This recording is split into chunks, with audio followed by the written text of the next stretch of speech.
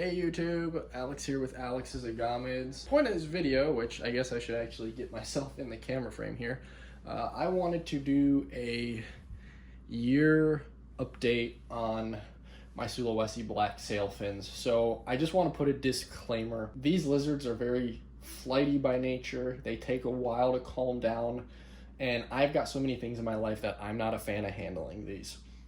So here's the female for reference. I don't know how well the camera's picking up on her size, but what I'll do is I'll insert a photo or maybe like a video clip of when I unboxed her a year ago, which now it's technically been over a year. I got them the 1st of May in 2024, and I'm filming. Today is the 18th. You should see this video in August, so that way it just matches up with the timeline of when I uploaded my year update. But as you can see, in that video, she was white, she was in shed, and normally she was a lot flightier. Now she's starting to calm down a little bit.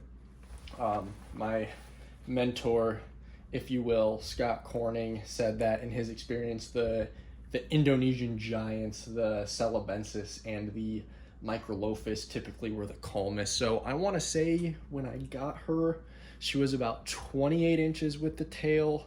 And now that she's been in my care for a year, she's pretty much, I want to say, just under 3 feet. I don't know, this picture frame for reference, which is the Philippine mist print by Aletha Butler, is like 28 inches. So yeah, probably like 30, 34 or something. So she's getting up there, but I really wanted to highlight her adult coloration. So as I said, when I got her, she was very white. Now her body's got a lot of yellow. And then she's got the black mask, which is super charismatic with this species. And her tail is slowly becoming jet black. So she's really pretty. I figured I'd use this video to share my potential breeding updates. So since I have had her in my care, she has laid a total of, I want to say 7 times. Let me grab I keep it all written down in a notebook here. So she has, as of this year, she has laid, or I guess within the calendar year that I've had her, she has laid in May, June, August, November, January, March, and April. And on average, you know, some of these are, what's it called? I don't know if you can see the dates. Feel free to take a screenshot, those of you watching. But you can see sometimes she lays like 3, and then she'll just poop out 1 egg or something. So when I was messaging with Scott Corning and talking with him, he said sometimes these lizards just know when they have bad eggs.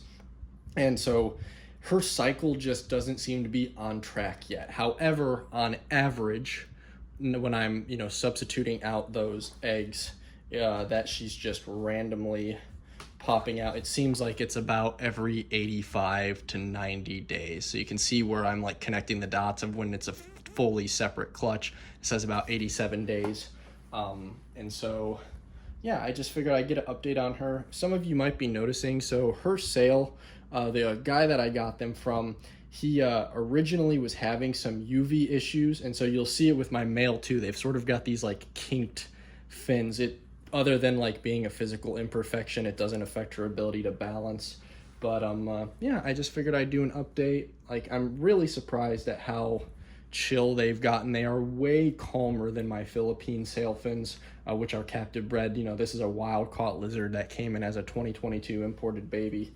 But in my opinion, just one of the coolest sailfin lizards you can own. You can see this is why I use the gloves, because their claws are so long and so sharp. But overall, I think she's looking pretty good. But let's go take a look at the male, and I can sort of do a little bit of I guess a talk or a discussion on how I'm caring for these guys. Alrighty, so here is the male. Again, about a year later. I did post an update on him, I want to say like 5 months after I got him. And you can see, just like the female, he is putting on a lot of size very quickly. He's still smaller than her by a hair, and he's a little bit more active. But I want to say, again, probably almost like 32 inches with his tail. But what you can see that's definitely differently, and my crappy incandescent lighting doesn't pick it up, he's finally turning yellow here. So this species, I'll put a photo of him when I unboxed him. They start out all black, and then if they're fed a varied diet, they actually get in a lot of yellow. And of course, he's also in shed right now. Now that I'm looking at him, you can see he's finished shedding his feet, and so he wants to climb up. Stay on the glove, buddy. There we go. They do not want to cooperate sometimes. But as you can see, he's definitely grown quite well. His arms, you know, he had a little bit of metabolic bone disease or like a wrist injury when I got him, but other than that sort of little permanent defect, he's perfect. And I honestly think he's grown really nicely. As I was saying earlier though too, you can see he also had a fin break. And so if you look from this side, it's almost like he has a comb over.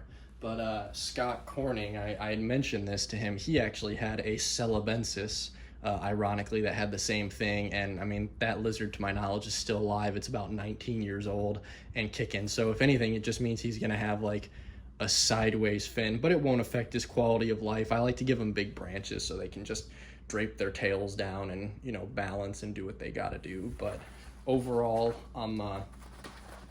some of his physical imperfections, I'd like to think his growth is a sign of good care, good husbandry techniques.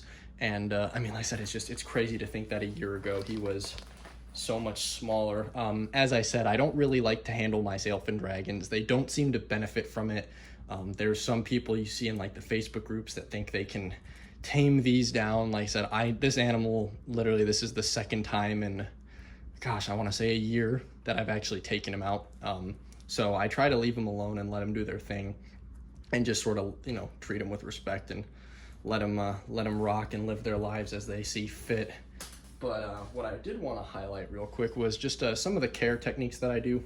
So for UVB radiation, UVB is very important for these lizards. So I have a Zoomed T5 RepiSun 10.0 high out fluorescent fixture parallel with a couple halogen lights. And I keep the basking spot right at around 115, 120 degrees, and that seems to work really nicely for these guys. And then for diet, variety is everything with Hydrosaurus. Honestly, it's more fun trying to figure out what they will not eat. So I like to give him a variety of shrimp, chopped up chicken, tilapia, dubia roaches, ivory head roaches, red goblin roaches. I'll do super worms, I'll do wax worms, I'll do horn worms, I'll do night crawlers. And those are just a handful of the protein options that I give him. Look at how nice and dark his chest is. He's such a beautiful lizard. And he wants to be on the move, apparently. And then for vegetation, I will feed these guys everything. So collard greens, mustard greens, dandelion greens, turnip greens.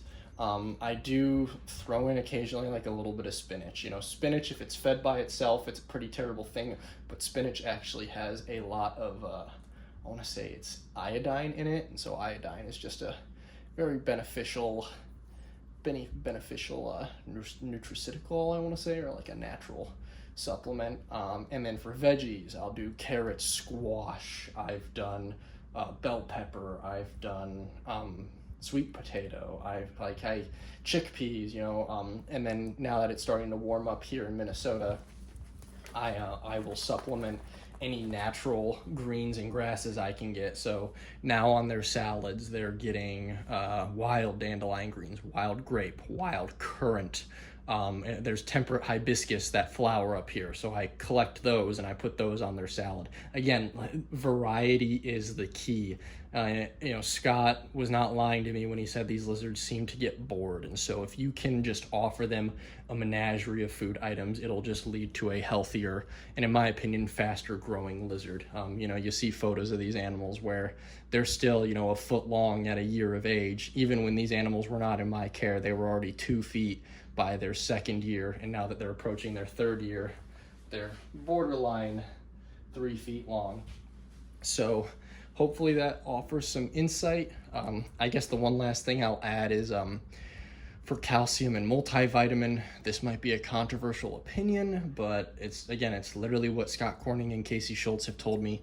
I dust all of their food with a 2-to-1-to-1 ratio of Repashy's Super Cal High D calcium, so that's calcium with vitamin D3, and then I do 1 part Super Pig and then 1 part Herptovite. So that's just what works for me. I mean, if Scott's got lizards that are 28 years old and older than I am, and he's been doing that, then I trust his judgment. And again, other than some of his physical imperfections, which, you know, this is just how I got him with that sort of bent fin and looks like he's missing a couple spikes, I'd like to think that a pushing 3-foot Sulawesi black sailfin in just over a year is not bad for my care routine and growth of this captive specimen. So I guess if anybody's curious, he's not a specimen. His name is Ankelagon. If you're a fan of the Lord of the Rings, at least as far as the lore goes. The female is named Albedo because, in my opinion, she reflects him very nicely. Although I guess if you're a fan of Overlord, that might give you some mixed vibes. But I named her that because she reflects him, not after a crazy anime lady. So yeah, I will conclude this video with this beautiful, beautiful Hydrosaurus celebensis male. Thanks for watching, and hopefully in next year's update, I'll have been able to hatch out some babies, or at the very least, have them at an even bigger size. Take care. Adios.